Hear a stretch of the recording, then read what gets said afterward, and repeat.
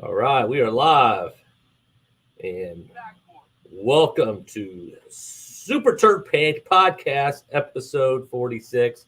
You guys know the drill. I'm getting this shared to my social, and then I will get started. I've got a great guest today, good friend of mine, joining me from 3,000 miles away. My boy Aaron Derbacher. He's a fellow real estate agent, and I cannot wait for him to tell his story. And we talk shop. So let me get this thing going. We'll be ready to rock and roll.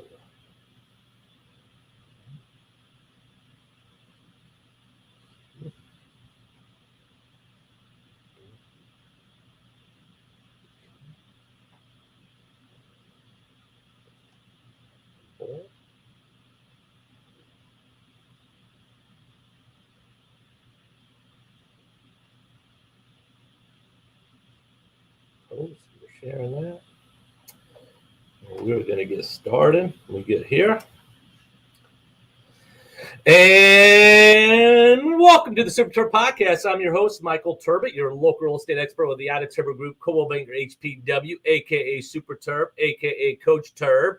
And I'm back to talk real estate, business, sports, and beer in the triangle. I've started this podcast. Can't believe I'm 46 episodes in. Started about a year and a half ago, and we're just wanting to talk to local business, entrepreneurs, fellow real estate agent, coaches, you name it, have them tell their story, and also give you some real estate updates along the way.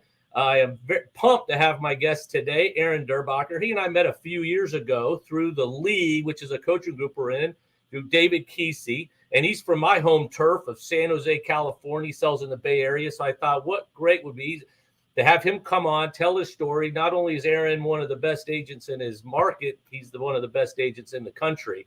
And I just thought it would be great to have him come on, talk shop, and talk about this crazy real estate market that we're seeing not only locally, but nationally. But before I bring him on, I'm going to give you my real estate update for this podcast. And for many of you guys listening, spring break is either here or is past. But a lot of people ask me, Terb, how does spring break or this time of year affect the market? Well, I'll tell you what, every year it seems like I have an aha moment. And this time a year ago, Easter Sunday was a week prior. And this was when our market, the barn doors just blew off in regards to activity and the amount of due diligence money that we receive here in the Triangle. If many of you know, I sell out of Raleigh, Durham, or the Triangle in North Carolina. In our state, we have a due diligence contract. And what that means is buyers, when they make offers, they put down non-refundable money. Of course, it only changes hands when contracts are accepted, but it's showing the seller how committed they are to buying your home. And if for any reason they would terminate, they'd lose that due diligence money. In essence, what they're doing is renting the property to decide if they want to buy it over that time frame. But as the market has shifted to such a seller's market, we have such high demand, low supply, the due diligence is what does all the talking. So about a year ago, this time, I sold a home for a client of mine for about $70,000 over asking, but it was the very first $50,000 due diligence check where a buyer sent to my seller directly. And since that day, our market was different moving forward. So when we come out of spring break, buckle up, because what many people are doing is I'm going to talk to Aaron here in a second about is we have over 70 people moving here today from the Triangle from markets where they've sold their homes for significantly higher and still look at the Triangle where our average sales price is $492,000, that they're getting a heck of a buy and they have a lot of cash coming forward. So if you're all thinking about selling, there's no better time to list and sell your home for top dollar. Again, we're expecting additional appreciation of upwards of 20 to 25% appreciation in 2022. So these next few months, you're going to see a huge jump, in my opinion, in the real estate market. You think it was already crazy now, buckle up now, because people are wanting to time their moves with moving from the area, timing having their kids change schools, get into schools, get situated. So if you're all thinking about selling and you want to know, hey, Terb, how much is my value of my property? Just no obligation. You just want to know how much equity you've gained. For many of us, we've seen a 40% appreciation over the last 2 years. Reach out to me. I'd be more than happy to help you guys tell you what your home is worth and help you guys get a game plan to accomplish your real estate goals, whether that's selling and you want to buy that next home, a larger home, you want to downsize. We're here to help you in any way. So that's my real estate update for this podcast. And I am going to take a quick break. And on the other side, I'm going to have Aaron Derbacher from Aaron Derbacher Real Estate and Keller Williams Realty join me. So stay tuned. And welcome back to the Super Terb Podcast. Again, I'm your host, Michael Terb, your local real estate expert with the Terb Group, Coldwell Banker HPW, and I welcome Aaron Derbacher to the stage. Say what's up, Aaron. How are you? Hey. How you doing, Super Terb? I've been trying to time this for many months now. After many years, it's hard to buckle you down, especially with the time difference, but I can't be more excited to have you on, man. Like I said in the intro, I met you, through the league, and we'll get into that in a second, what the league is, what the league's about. And fellow coach David Kesey and Tim Stout. But I met you, and I thought one thing and we had in common right off the bat is, before I'll have you introduce yourself to everybody out there in Apple and Spotify land, but we're from the same home turf. Granted, I moved when I was 7. So before I get started or go any further, tell everyone listening out there your name and where you're from. Yeah, I'm Aaron. I born and raised here in Silicon Valley, San Jose in particular, which is about 10, 15-minute drive from Google, Facebook, Apple land. You're at ground zero. I always say the market kind of starts here and then it restarts again over in New York. So excited to kind of talk to you about what I'm seeing, what you guys should be expecting, and most importantly, realizing that if you have the opportunity to know Mr. Michael, you're in great hands. And if you're not working with him and you're working with somebody else, you should probably think about using some of our strategies we're going to talk to you guys about today and dive in. Yeah, man, I think this is going to be a lot. I mean, I'm hoping that many people that are listening here, whether they're fellow agents, obviously I have people listening that are interested in the market. And, our biggest thing here is just education. So I think it's great you're on here. So have you originally from California? Yeah. Born and raised. Born and raised in California. Okay. I was actually adopted. My birth mom was very young when she had me. So I was born in LA. Off I went up north here, Silicon Valley. 2 awesome parents, mom and dad. This is all I know. How I ended up in real estate, still not quite sure. But I love selling and educating. So prior to this, I was selling men's clothing at Men's Warehouse. And just like you're not taught how to wear a suit in high school, middle school, all through school, you're also not taught to buy a house, right?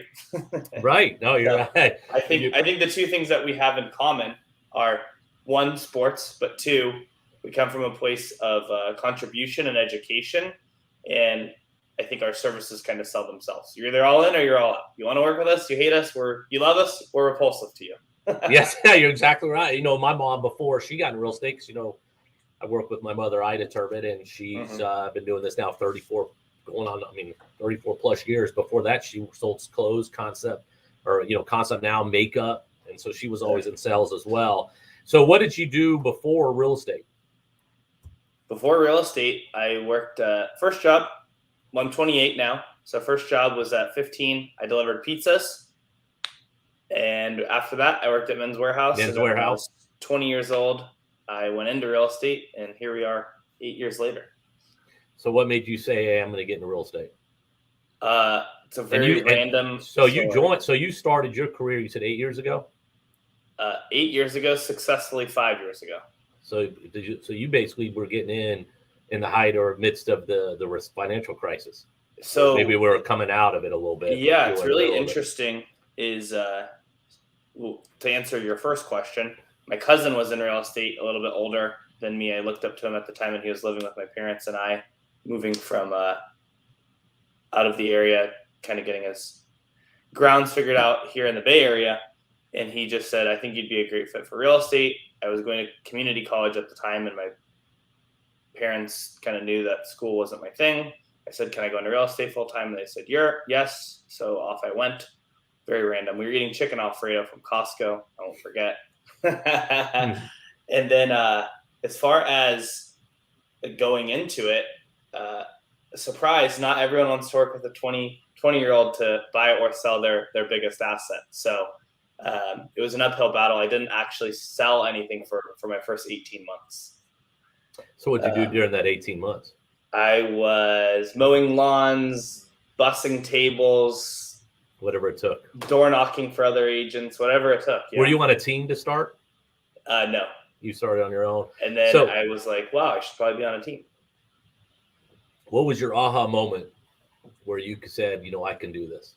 My aha moment was when I kind of realized that a lot of agents do nothing other than open the door for their people, but they've developed relationships with clients 20, 30 years where they are just the go-to people. So I realized if I'm not going to be the smartest person in the room, I could probably outwork some of these older agents and kind of be the second chance realtor.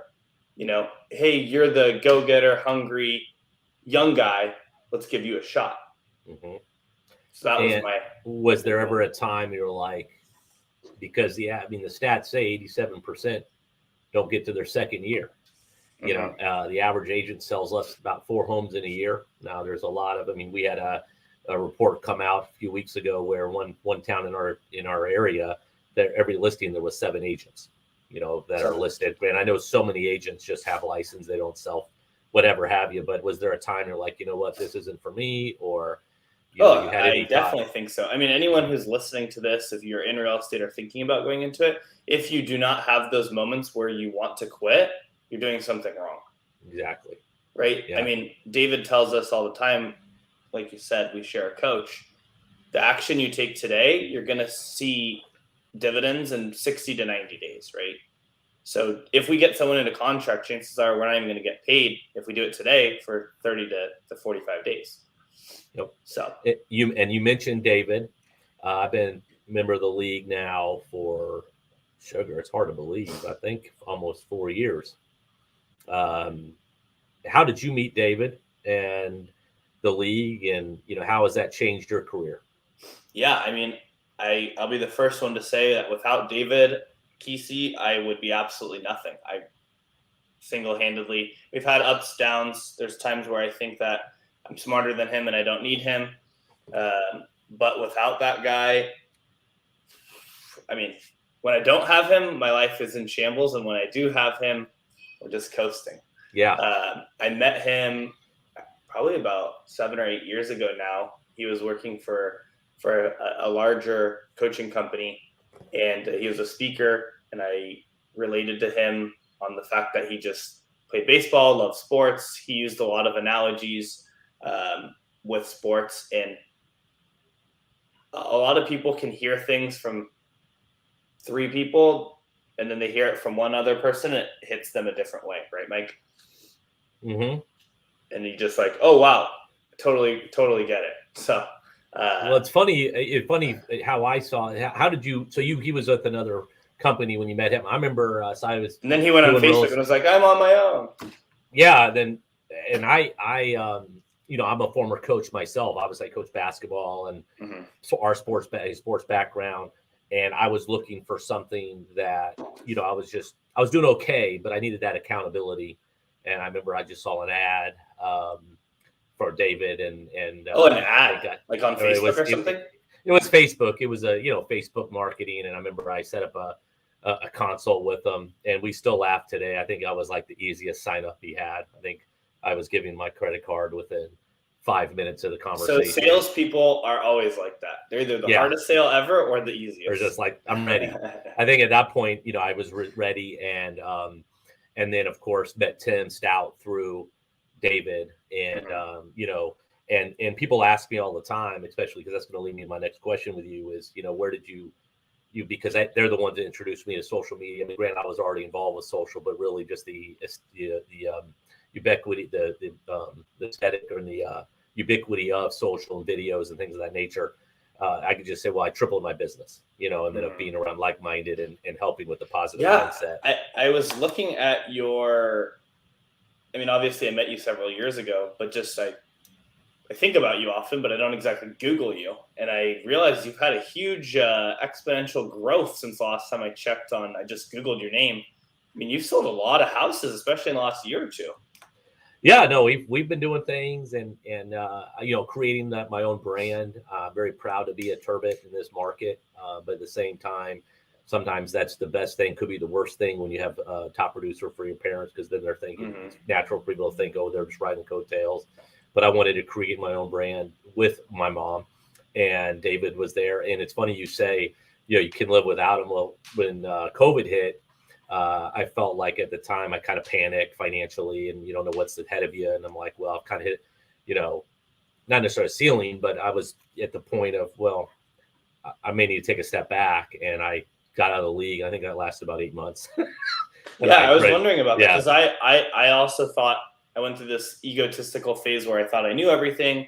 I mean, we built my business to where I was making, I would wake up, live my life, and I was, the business itself would make about $1 million a year just on its own, right? Yeah. And you get to this point of, okay, well, your life starts to change, your lifestyle changes, who you hang out with changes, and all of a sudden you're bored, right? So then you kind of have to beg for your business coaches back to go to that next level, right? So I always say that you build scaffolding, or David taught me, you always build scaffolding relationships, right? So a building is built, you build it with the scaffolding. Once the building is built, you take that scaffolding down, and then you build another one. Yeah, no, it's so true. It's so true. So when I met you through the league, and obviously you're phenomenal at what you do. You're a top producer in the market, if not the country. But the one thing that stood out to me right away, and if anything, you were an inspiration, is just your marketing, your videos, how you tell stories. You make real estate fun, and I think that's something that I try to do with my business, or I do, is because if you're not having fun, you're not doing it right, especially when you can do everything, if you do everything the right way. I have right in front of me the process over the scoreboard. I mean, you can do everything right, and that may not lead to a sale, but at least you're having fun doing it. So tell everybody out there, especially maybe agents, that, how you got into video, and, how that helped your business, how that grew your business. Yeah. I mean, real estate videos as a whole, I think we can all agree, are pretty boring. It's a lot of fluff and smoke and mirrors. And at the end of the day, the videos aren't going to make somebody buy your house, relatively speaking. It could be a mediocre video. It could be an excellent video. You could spend $10,000, you could spend $100. I think what people are looking for is relatability, right? Mm-hmm. So this 3-bedroom, 2-bath, 1,400, right? That's not super relatable. So grab as an agent, if you're an agent watching this and you want to do something different, grab your phone, take people through. Jump on a Instagram, Facebook Live. Hey, here's the house. It's an awesome house. These are my favorite features. We did something a couple years back where we just did love it or hate it. Hey, leave a comment below. Do you love this? Do you hate this? You can kind of see where trends are going. You get feedback for your seller, right? So I think that's the biggest thing. Is if you're a listing agent, what's the feedback for your seller? Well, go on the internet, do some videos, throw together a one minute little marketing video. Hey, here's what I think. Do you guys like this? Do you hate this? What would you do differently? Blah, blah, blah. But just all I did it with a better camera, and then I paid someone to edit the video, right? So simple as sexy. Don't overthink it. And every single year, guys, TikTok is blowing up. Why is TikTok blowing up? Because it's really short videos that you can just go scroll through. Like, people don't want 30-minute long videos of you talking about one. It's so funny you say that, because I had my call with Tim last Friday, and I have my partner, Jordan Hatch. I don't like saying assistant because we're in the mix together. She's awesome.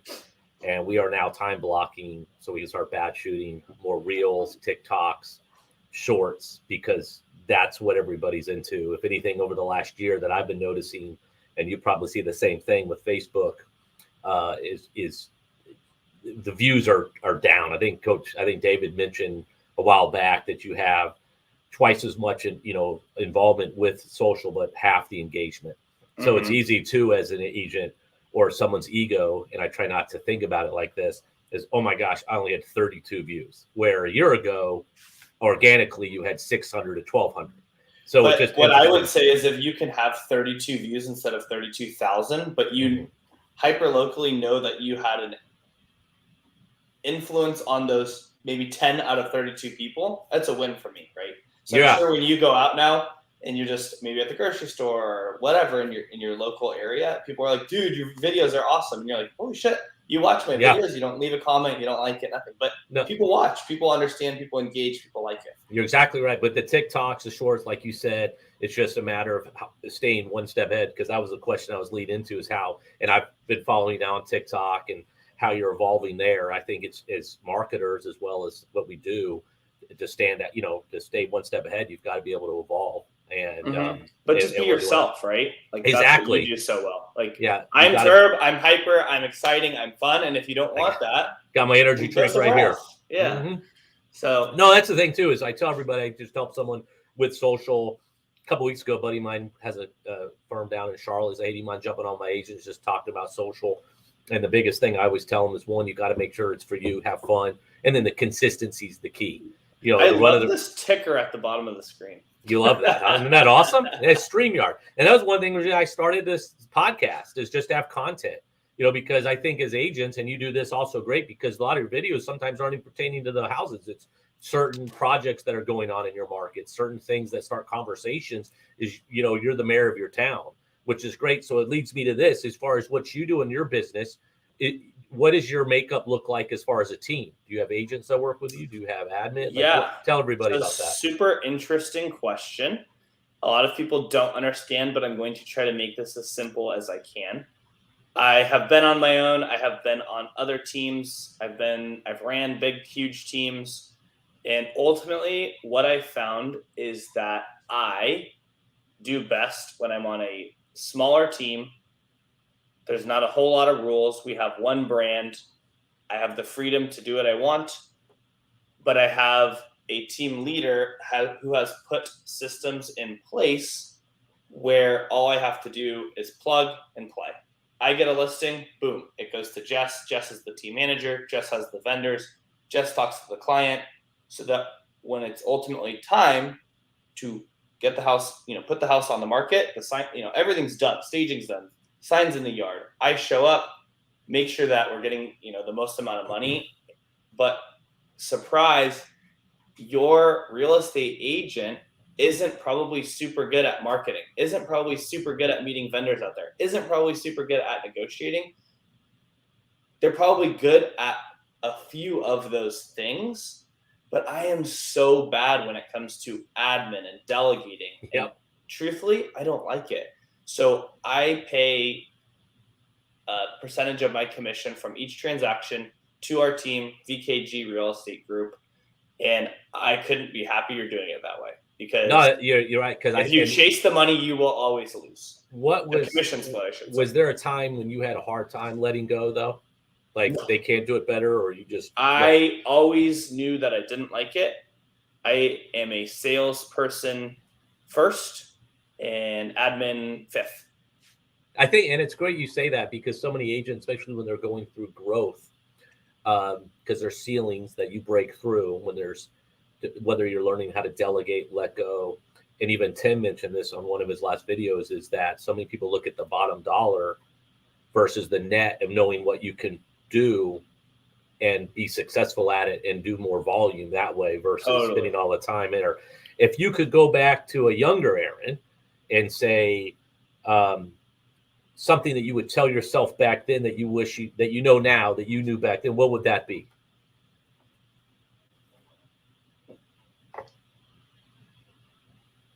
I got him with this one. If I could go back, I think realizing that you can make excuses for anything, any market, any time, anywhere. But if ultimately I am able to provide consistent value to the buyer or seller, you will always win. Right? Yep. You can never follow up too much. No one is going to fire you for following up too much. Yep. They will fire you for not providing the value. So what does that mean, right? Yep. To me, that means find off-market properties before they're on Zillow, Trulia, or Redfin, right? If a client needs to stay in the house for 6 months, how do we get that 6-month rent back, but still get them top dollar, but maybe sell their house off-market? Do we have the relationships with the other agents on the buy side when we're competing with 12 other people to win, right? You guys, respectfully, have been dealing with what I've been dealing with for the last 7 years. Mm-hmm. I mean, I go against 20 offers all the time.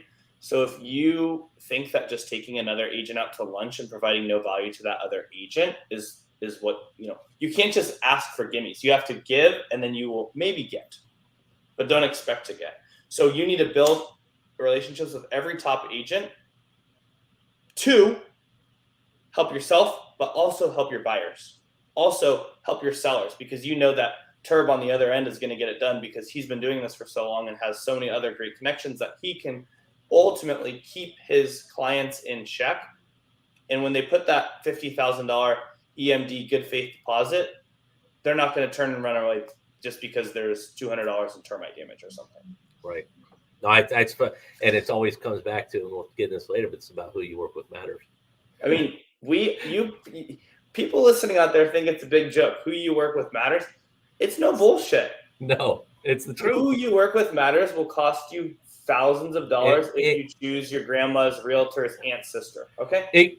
Yeah, and so when we're in competitive market, which we'll get into here in a little bit, it's when I see an agent on the other side, whether we're representing the buyer or I'm representing the seller, and I see another agent that's a top producer or someone that we've worked in the past, you naturally don't want to work with those people. So don't mind me. Oh, go for it.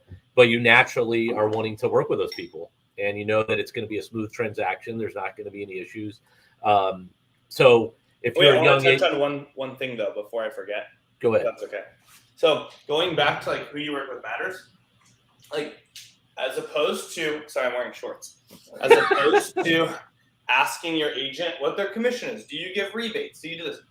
Ask about their team structure, right? So the best example that I have is, how does your team work? And as an individual agent, this is how their team works. Here's the marketing on this hand.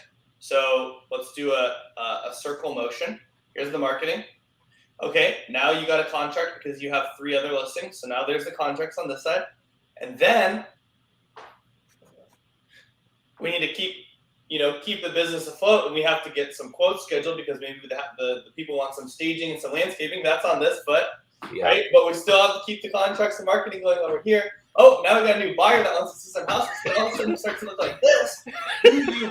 Like, seriously, I know it's silly, but do you want an agent who can focus on you, Mr. or Mrs. Buyer and Seller, or do you want somebody that's doing the marketing, doing the landscaping, scheduling the vendors, all of that? So having somebody like Terb, who has an assistant, who has people for marketing, who has help with video, who has the networking connection, who has, I mean, for crying out loud, his mom has sold pretty much every house in the damn town.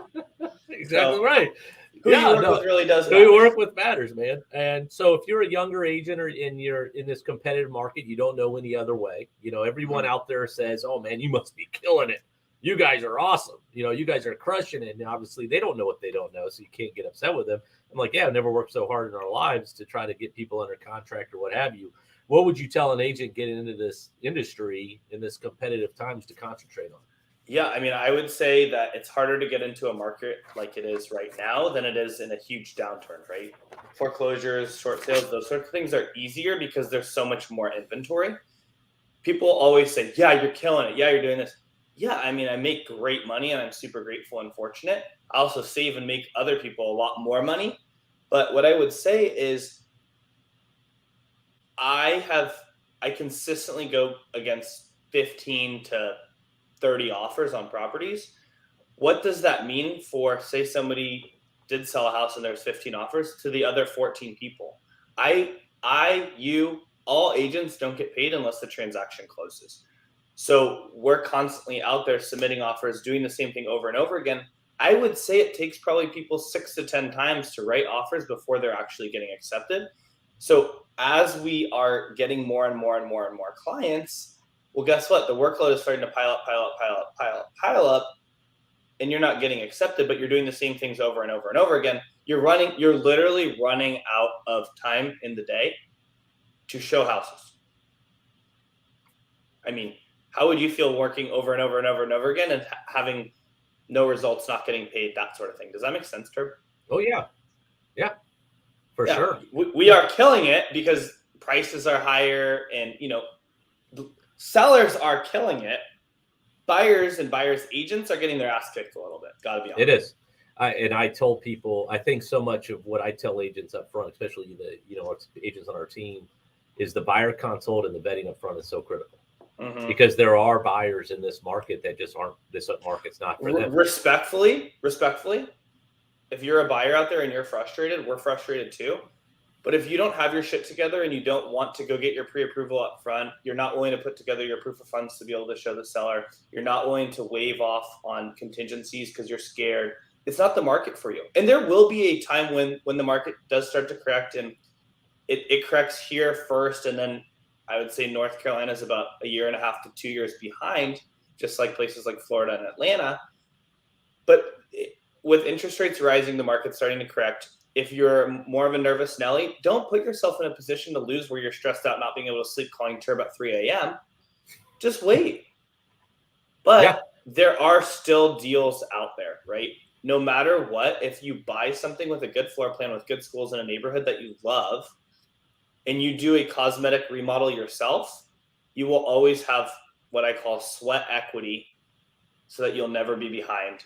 And you can ultimately refinance down the road to be able to get some of that money back. Do a cash out refi. It's called the BRRRR, B-R-R-R, buy, rehab, renovate, refinance. Usually investors use it. I use it here because I don't want anybody who's between the ages of 20 to 40 years old who, maybe it's not their forever house, but to buy at the peak of the market, no one knows when the peak is, to not be able to go to the next chapter of their life. Maybe they got a great opportunity in North Carolina. They cannot sell their house in California because the market went down 5%. 5% on a $2 million house is a good amount of money. Nobody wants to walk from that. Oh, got to pass on the great job in Raleigh. So sweat equity will always win. So in saying that, what is the market like there in the Bay Area? How much inventory do you guys have? So I wrote down a stat for you today. We could play a little game of it. So Santa Clara. I'd love to compare it to ours. Just because obviously inventory nationally is low, but I'd love to just hear what's going on there. So by the way, for everyone watching, the reason that your markets are getting destroyed as far as increase in prices is from my people. Yes, it is. I want to put a couple things into perspective first. If you bought a house, we have 15 cities in my county. Santa Clara County is predominantly where I do most of my business. If you bought a house in 2017, did absolutely nothing to it, your average price was probably right around 2 to 2.2 million. That house is now worth $1 million more. There you go. Around 3.2 million. Maybe even more. Now, is that where you would start on the list, or after offers, where would it end up? So, prime example, if you guys want to look it up, property zip code is 94087. Property is now pending, I believe, on, I don't know the exact address, but it's on Lachine, Lachine. That property was priced at $2.698 million. And that property ended up selling for over $4 million with 16 offers. Property did sell as is, no contingencies. That earnest money deposit was 3% of the purchase price. And it was a 12,000 square foot lot, 2,200 square foot house, and needed to be completely redone. Unbelievable. So when you say that, so who's buying that house? Obviously, we have to be careful of demographics, but who's moving or who's buying that price point? So culturally, Silicon Valley is kind of a melting pot. A lot of Indian and Chinese communities move here because they are very heavily involved and taught very early on in tech, right? I mean, coding, especially in places like India, is so big and so part of your life for so long that if you have an opportunity to get a job and snag a job at Facebook, Google, Apple as a software engineer, you are going to most likely do so. I would say average age is probably between 30 and 40 years old. We've seen an increase now over the last 2 years since the pandemic of move up buyers. The issue with move up buyers here in Santa Clara County is the difference from a condo to townhome is about $1 to $2 million. So like places like where Tim's at, you can go from a $400,000 house to a $450,000 house, and it's a huge jump, right? Like you get a way bigger house, a way different neighborhood, and I'm kind of using that as an example. Whereas here, you have to go up $1 to $2 million in price different to get kind of what you want. But condos, townhouses have gone up substantially enough so that those sellers are able to take the equity and put a nice big down payment of 30 to 40%. So I would say millennials are starting to get their IPO money and dive in. So you said Santa Clara County, correct? Mm-hmm. So what's the average sales price there? Ooh, it's gone. And then since COVID, how much has it gone up? Since COVID, we're up 70%. Holy smoke. So here, our average sales price, you're going to laugh. So in Wake County, where Raleigh is, January of 2020, before we even knew COVID, what coronavirus was the first time in my career, and I started in 2006, where our inventory was below 2 months supply. We were at 1.7 months in Wake County at that time. Our average sales price was $360,000. And then since that 24 months, which I know it's a little bit past that, but comparing January of 22 to 2020, our average sales price went up almost 40%, and we're sitting at $492,000, and our inventory went down 82% to where we have less than 10 days of inventory now. But as you mentioned before, for example, there was a home listed for $500,000. I think it was a little underpriced. It probably should have been around 550-ish, but that's splitting hairs. And it was on 2 acres with a pool, which pool is like liquid gold now with COVID. Before COVID, pools. So, want to know something crazy? Pools have 0 to a negative value here in the Bay Area. Yeah, because everyone has a pool, right? No. I mean, at least when you fly, I'm from Fremont originally. I grew up in San Jose, but people fill them because, again, so many different cultures. So many people are not taught how to swim.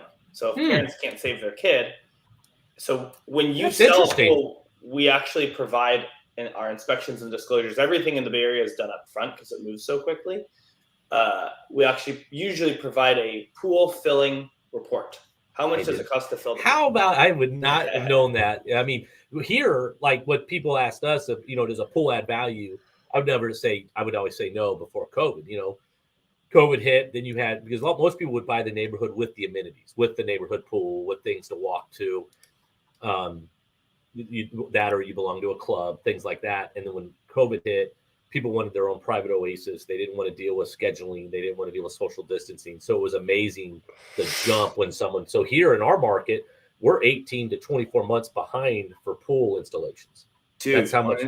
This is I don't even track this stuff. January 2020 average sale price was 1.45 million. Today's average sale price, 2.341. That's incredible. So it answers it, and it goes back to what we talked about, especially with being able to work remotely. Our taxes are so low. We're a great area to live in. And not saying California's not, but at the same time, what you can buy here, I think people just laugh. So that same home I was telling you about, I was listed for 500. It was 2 acres. It was probably a couple thousand square feet. It had a basement that it was built in the 70s. I didn't even have a master bath. I mean, it was in the hall, right? No ensuite. Our clients went in 115 over with 60,000 due diligence, which in our market, so due diligence is what you give the seller to perform your due diligence. And if you were to terminate, that money's non-refundable. So we used to have due diligence in earnest money, or we still do, but everybody just puts due diligence money. Now that money's credited back to you at closing, but in essence, you're saying if for something goes sideways, you get 60 grand. So we went 115 over. And what's interesting, when we submitted the offer, I knew we were 50-50 at best. Find out later, it went for 226,000 over cash. And it's just incredible, which I know we're talking different languages for your market, because I know you and I were texting on it the other day, and you're like, don't worry, I submitted an offer for $1 million over and didn't get it. So it's all relative. So it's interesting that, each market, I mean, and across the country, we're seeing everything. Is anything softening in your area? Are you starting to see? Just started this past 3 weeks. But what I would say before that is I would challenge you to explore this option I'm sure you have to interview sometimes against multiple agents for a listing. I would recommend, if you're a seller in the triangle, Terb will guide you through it. But to get all of your inspections done up front. Property inspection, roof inspection, termite inspection, and whatever other hyper local inspections need to be done there. Because that way you're in and do all your disclosures up front. That way you're able to give all of those buyers everything up front before they make that offer, so that there's no bullshit. We don't have requests for repairs because everything is disclosed up front. And hey, if there's 10 other offers, you leverage that. No, you're getting probably a much better as-is contract. And if there's a big red flag that freaks you out, you don't have to go through the process again, right? Getting all that momentum is super hard. Well, it's interesting you say that, because in our contract itself, you're already buying the home as is in its current condition with no obligation for anything from the seller. So they started this when they started our contract. It was 2011. It was a complete 180. We had almost 20,000 active listings, 19 months supply of homes. It was insane. If anything, the previous contract, there was really nothing there to protect the seller from a buyer when they would terminate, lose earnest money. And long story short, as the market obviously started shifting into a seller's market where there's no supply, then the due diligence is what goes up. And so buyers have really zero leverage, because even, for example, the other day, I sold a home where it was $549,900, sold it sight unseen, had 6 offers sight unseen, sold it for $90,000 over asking with $100,000 due diligence. So that $100,000. So there's due diligence and there's earnest money, right? Yeah. Mm-hmm. Okay, so we only have one. Yeah, no, and that's how it used to be. So with us, back in the day, before when you actually could go in and make an offer and negotiate as a buyer, your due diligence, the way I would explain it to my clients, it's like you're paying rent to decide if you want to buy. So $200,000 home, it's easy math. Your earnest money and due diligence would total typically 1%, so $2,000. Where your due diligence would be 25% of that. So you'd offer the seller $500 due diligence, $1,500 earnest, and you'd have 21 to 30 days to make sure you want to buy the home. And really, that time frame was 21 to 30 days. Yep. Well, a lot of times it's because of getting loan approval. Like, you want to make sure everything's good on the loan side. The inspections are easy part, getting that lined up, negotiating repairs. So I would encourage buyers to get underwritten pre-approval so you can close in 17 to 21 days. Oh, no. But this is how it used to be. This is how it used to be. Oh my God! What I'm getting at is how long ago was this term? Half dozen, 8 years. But when it was before, when we were still in the recession, because our contract started in 2011, the one we use now. And now they've modified it. They've modified it with the due diligence. Again, you'd offer the seller $500. So if you would terminate for any reason, you'd lose your due diligence money, but you get your earnest money back. Because you could ask that seller for repairs. Maybe the home doesn't appraise. If you just wake up, you don't want to buy the home that day, you lose your due diligence money. As the market started shifting into what we have now, what talks volumes when you're in multiple offers is the due diligence money. What's interesting is, so I bought my home that I'm currently in. It was a couple of years ago. So it had been 2 years ago, summer.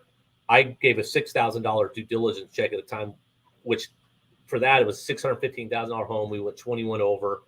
It was like, that was a lot of money. This time last year, it was interesting because before we even got into the interview, I did my real estate update, talked about spring break and Easter. And this time last year, this is where most people are making that move from different markets, getting timing. There's closings with kids getting that in and out of school.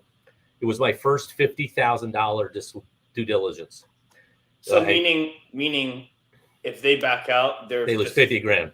They're no damages have to be proven. That they're just like, hey, this is how much we're willing to give you if we decide we don't want it. So yeah, so my client, remember, I'll never get it. My buddy, wow. Mike Parker, he owns Clean Eats here in Raleigh. You guys go check him out. His home was listed for $589,900. We sold it for $661,000. 12 offers. We got $50,000 in due diligence. That it was on a Sunday when we negotiated. That Monday, the buyer wired my seller directly $50,000. Now, when that buyer does that, they're already prepared if the home doesn't appraise. If they find anything wrong with the home, they're prepared to. Now, they can still ask the seller for repairs or a credit in lieu, but the seller has, what are you going to walk away from $50,000? So once that happened, the horses was out of the barn. Barn doors were blown open. And now, just for a $300,000 home, how I have to advise my clients now is, if you're say you're buying a $400,000 home, you have to be prepared to put your 10% down up front. You're getting that money back at closing. It's part of your down payment. The only reason that you would back out prior to this would be buyer's remorse. Well, now you have so much money involved, you're not going to have buyer's remorse. I mean, I tell everyone, you love the house. And this is the craziest concept to me. It is. Well, when I go to different conferences, talk to other agents, they can't believe what we're saying. But now, though, it's gotten so out of whack because agents, of course, so there's a lot of buyers that can't buy in this market because they don't have the liquid, nor do they have, when I look at comps, there's no point looking at comps. We can look at them, but I tell people, you're going to be the next comp. I mean, perfect example. I just sold a home, and the last thing that sold was 285. We just sold the same floor plan for 321. The super term market. And I know your numbers are smaller, but I don't want to take anything away from people who do live there because the percentages are huge. Yeah. I mean, that's a huge difference in percentage. It's huge. And so there's a lot of buyers that can't compete. And so you have people saying, hey, we need to shift, we need to change this contract with it, but if we did, we'd be doing probably a lot like what y'all have. People will be waiving the contingencies. Like we don't have a closing contingency or a sales contingency. We have to disclose if you have to sell to buy. But you still are putting the same amount of due diligence down. But back when this contract started, you're putting it down with no inspections or anything up front. Nothing. Now, when I go through a home, though, how did that even start? If you were my buyer, I would say, look, we already know. We would know the age of the roof, right? Age of the HVAC, things that are pertinent that may need to be replaced. We've walked through the home. Structurally, the home is fine. I mean, I can think on one. I have to think hard about any property that I may have sold where there was a structural issue after the fact. Usually you walk through them, you're going to see undulating floors, you're going to see cracks, you're going to see things that, oh my gosh, but you're buying the lifestyle, you're buying the home. So That's how I explain it to our buyers. And now back 10 years ago, buyers were buying 5 homes at a time because you could get away with just doing $50 due diligence. When this first started, no one knew how it even worked. So it's interesting. And the thing is, I did a fortune teller Terb video, 8 months ago, because everyone's thinking, oh, well, I'm going to wait for this market to crash. I'm going to wait for it to correct itself. Well, you need inventory to have a bubble. And typically you need 5-6 months supply in a market to be a buyer seller market, as far as just down the middle. And when you're sitting at 0.3 months inventory and new construction's pretty much at a snail's pace because they can't get the supplies, they can't sell the homes the way they can. Because I would take a lot of first time buyers to a new sales center and they could build a home for $5,000 deposit. But now we don't even have that option because when builders are releasing properties, it's when they're spec'd out and the margins are tight. So it's just a very interesting time. I don't see, at least in our area, and like you said, it's a pretty good indicator. We're a good lag behind you guys, but I still see another 2 to 4 years of this. Even with the rates creeping up, it hasn't slowed anybody down. The people that can buy in this market, they're not hinging on a 0.5% change. $200 difference in payments is not going to affect the people that can still buy in this market. Now, first-time buyers, of course, I get it. I think it's just the education side that keeps going. But I know you and I could talk forever about this. So let me finish my question. Go ahead if you have anything else to add. Yeah. So speaking of inventory, we have 2.2. This is like 20 minutes ago, but fast forwarding to 4805. We have 2.2 million people in our county. We have 479,000 single family homes, not on the market, but if every single house was for sale, we'd have 479,000 of them. Today, we have 767 single family homes for 2.2 million people. Incredible. Yeah. So incredible. You guys have no options. I show about three houses before we make an offer on something. Well, what's funny is, I have my partner, Jordan. She helps me with my buyers. And it was funny because I told her, like, when people would come in from out of town or they do that first weekend trip and you'd have a weekend lined up of properties. Now it's like we may have 2. And the funny thing is so when things go on the market here, do you guys have coming soons in your market? But no one's really selling preemptive because of the amount of money that they're generating on open market. Right. But what we do here, and it started really to be just that, is coming soon, like to alert your neighbors or people driving by. Like people are actually using that 1 to 2 weeks to paint, declutter carpet, right? Just, market the home. Now people are doing the coming soon with all their photos, all the virtual tours. You just can't show it, right? You just can't show the property. You let one in, you let all. I tell people all the time, like, well, if it gets to that Friday where we can get in the property, we're going to celebrate because now homes are people are making sight unseen offers because they're just trying to get it off market before they even open it up to the wild. So it's crazy. So in So regards Terb, to, sorry, go ahead. here's why you're seeing a lot of California money come to your guys' marketplace. One, you guys have a pretty big tech hub, but two, the amount of money generated from Silicon Valley from the government with government loans and PPP, EIDL, the amount of money printed over the last 2 years. I mean, if you had, just think about this. If you guys put $100,000 in Tesla stock in March of 2020, you're up about $2 million in just the stock market. That's just a small example. If you had your money in mutual funds, you're up 30% year over year. That's 60%. That is keeping up roughly with the appreciation of the real estate market. However, we did have a huge correction fairly recently with tech stock. And when we have massive corrections in less than 10 days, consistently bad, stocks are dropping between 10 to 30% in a week. What you see is a lot of people that are being paid. So oftentimes, people who work for the big companies, Apple, Tesla, Facebook, whatever, they're being paid huge dividends with stock. So they make a $200,000 salary, but they're being paid $300,000, $400,000, $500,000 in stock options. And so once they start to vest, those stock options are being used for down payments.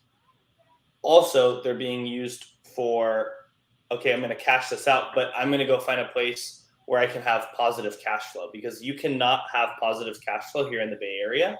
So places like North Carolina are a very hot spot for investors to park their money outside of the stock market, know that it's safe, have some sort of positive cash flow, but diversify their assets. Everyone wants to diversify their assets. They're so stock heavy right now here in the Bay Area that they're going to Phoenix, Arizona, Scottsdale, Boise, Florida, North Carolina to park their money. That is really good information. One thing you said there, and I'll tell you when our market even got crazier, is when Apple announced they were coming to the Triangle. As far as RTP, the Triangle Park. When one comes, they all come, because they put the infrastructure there for the fast fiber optic cables. Yeah, now we have Apple, we have Google. What was interesting is a couple of years ago, you didn't want luxury listings. They were pretty to look at. They didn't move. Now you want those luxury listings, because that, for us, luxury listings is million, 1.5. It's hard to find two plus millions in them. I mean, they're there, but we get transferred and say, holy shit, this is only 1.5. Yeah. So now they're like, I'll take that. Here's 100K DD. We'll close in a week. And so it's been crazy. So where do you see yourself in 5 years, man? I know you're only 28. I mean, I love what I do, so I'll probably never stop doing this, but the money that I've made now has allowed for different endeavors. I've been flipping quite a few homes. I'll probably make more from flipping houses this year than I'll make from actual real estate commission sales. And then I am starting like a boating business, about to buy a new yacht here to be able to sail people to the Bay, to San Francisco Bay. But just putting my money in different things that I actually enjoy and am able to create different experiences. May open a restaurant or 5, but I'll probably head north. Definitely see myself with hopefully 2 boys running around. Yeah. Dad will be 85 at that time, so probably go to Sacramento area, get a little bit more for my money, and do the things that I'm very, very passionate about. I need to introduce you to my nephew, Sean Provost. He lives there, and he owns, I think he's up to 7 Dutch Brothers stands now, but his first one was right there at Cal. Wait, he owns Dutch Bros? Yeah, he owns the one. They're coming everywhere. Yeah, Cal is at Cal Davis. He has that one. He's from Oregon, or he grew up in Oregon, but he just bought a property down. It's funny you say Scottsdale. He got a house down there. He's into cars, hard worker. He was on the Super Terb podcast early on when he was visiting for Christmas. So that's great. Yeah, so many people didn't make it. We had the strictest COVID guidelines. We're the first ones to shut down. last ones to reopen. I mean, we just reopened like within the last 3 months. Yeah. And when I say shut down, nothing's open. So places like Dutch Bros, where you have a drive-through coffee service, were able to stay open. Yeah, that was the huge. big restaurants got their ass kicked, unfortunately. But now, I think the worst is over. I'm knock on wood. Now, you mentioned before you love what you do. What's the biggest thing? What do you love about it? I love teaching people and building equity, ultimately to build generational wealth through real estate. That is my good job. I feel like I talk more people out of buying the house than the house when they actually like it. But ultimately, I think what gives me the biggest satisfaction is when they come back to me in a year or two and they're up $1, $2, $3, $400,000. That's it. Yeah. All right, quick. I got some rapid questions for you, man. We'll wrap up. I know we've got a little bit long, but this has been great. All the education and information and just chatting. It's been fun. I like to ask all my guests on this podcast some good questions. Favorite food?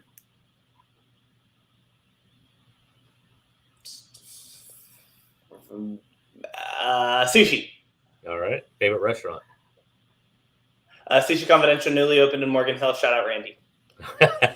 Favorite band? Favorite band?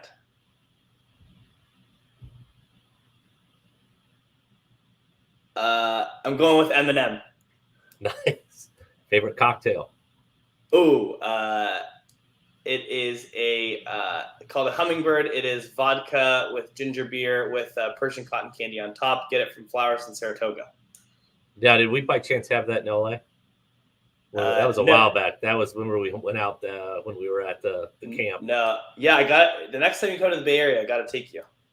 I would love that. Favorite sports team? I know that. Anything Who San is Francisco. It?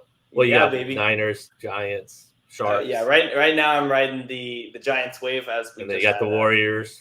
Curry will be back. Shout out Dubs. Here we go. Yeah, we're big. I'm big Canes fans. We're going to the game tonight. So the Hurricanes. Yeah, it's a lot of fun. Best place you visited? Best place I visited, I would say Bali. Wow, Indonesia. Cool. Where's a place you want to go that you haven't been to? Bora Bora. We get one of those huts, right? Or the big beach guy. Yeah. Yeah. If you're gonna go on vacation, go to the beach. So last summer I took my wife, granted it wasn't Bora Bora, but that was one of her bucket list things, and we needed a trip so badly. I booked it like 11 months ahead, and Sandals has 3 resorts, but this was in Montego Bay, and we got one of those bungalows over the water for a week with the glass bottom. It was cool. All right, so okay, this is a good question. I like asking everyone. You can have dinner with 2 people, either dead or alive. Who would they be? Oh, dinner with 2 people.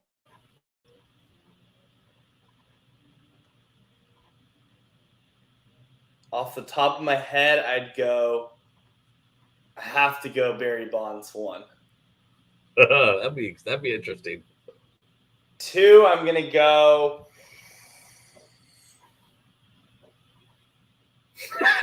I gotta go, and I'm so sorry, Mom. I gotta go Donald Trump. I think it'd be a really cool conversation. What a conversation! Barry Bonds and Donald Trump at dinner. That'd be a lot of fun. All right, last question here. The best advice you've ever received, and by who? Oh, I was just pulling it up right now because I wanted to end with it. This is my daily mantra. If you take anything away from today, please take away the following paragraph. I am in complete acceptance of all things and all people and all scenarios in my life. Everyone is doing the best that they can. Everyone has complete permission to do or say and be whatever and whoever they want. I am unemotionally attached to the outcome of opinions of other people. There is nothing too big or too small that I cannot accomplish. If you want it, let's go get it. I love it, man. That's great. You say that yourself every day? I do. Yeah. Because so many times you think, what the hell is this person doing? Ladies and gentlemen, the people pouring water at the restaurant are doing the best that they can. The people that messed up your order are doing the best that they can. The lady that's driving too slow is doing the best that they can. If you want to buy or sell a house, there is a way, whether it's now or later. We need clients now, and we need clients 9 months from now. So nobody's wrong. Realize everyone has an impact. And if you're in the triangle, call my boy Terb. Of course, man. Same likewise for you. Anything else you want to add, bro? Anything you want to finish up with? I want to be on your podcast. I would just say that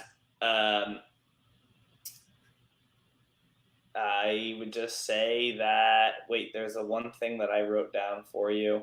I don't know if I'll be able to find it. Oh, we don't see things as they are.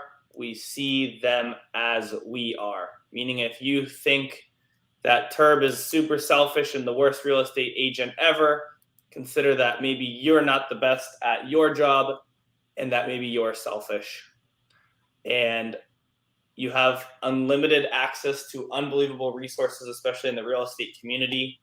No question's a stupid question. Make sure you ask. We love to talk real estate, love to talk shop. We do this for you. We're fine with you. We're fine without you. But we'd love, love, love the opportunity to work with you. That's awesome, man. Well, great. Well, you're going to have this when we're on YouTube, LinkedIn, Insta, Facebook, Spotify, Apple. Spotify, Apple will be about a week. I wish I had. You have the link and everything. I wish I had like a. You get this. You would laugh at my setup here, man. I got the green screen behind me. I've got this little mic. I don't have a green recorder. Screen. Yeah, anybody can do this podcast. Biggest thing with podcasts, like everything else, is consistency. This is my 46th podcast. Yeah, it's been fun. It's been great. I've had more agents come on, people I work with, people I respect, because I just love great minds. I've had coaches. I've had business owners, entrepreneurs, just to tell their story. So it's been a lot of fun. I do talk shop, sports, and then of course all the local breweries here. I always like to give people shout outs there. So Terb, if somebody references something in this conversation, choose something that we talked about. If you guys know what, we'll make a game of it. Terb, what did you say your did you talk about your average price? Yeah. Okay. If you reference Terb's average price, say it in the comments. I will send you a $5 gift card to the coffee shop of your choice. I like that. For the first 10 people. I like that. It'll be from Terb and Aaron. Yeah. I may put that in the comments for people that have to listen. I've always thought about that with videos, because I tell everyone every watch is only about 3 seconds of a video. Yeah. So it's like if find the average price point. If you say this, I'll give you $100. We'll see how many we give it out to. So, all right, well, everybody, I'm going to wrap up. Aaron, man, I really appreciate you coming on. Yeah, thanks for having me. If you like what you're hearing, please subscribe. Leave a comment. If there's obviously anything we can do here in the Triangle to help you accomplish real estate goals, please reach out to me, message me as well. Likewise, over there in the Bay Area, Santa Clara County, San Jose, my boy Aaron Derbacher will take care of you. And until next time, guys, remember, who you work with matters. We'll see you.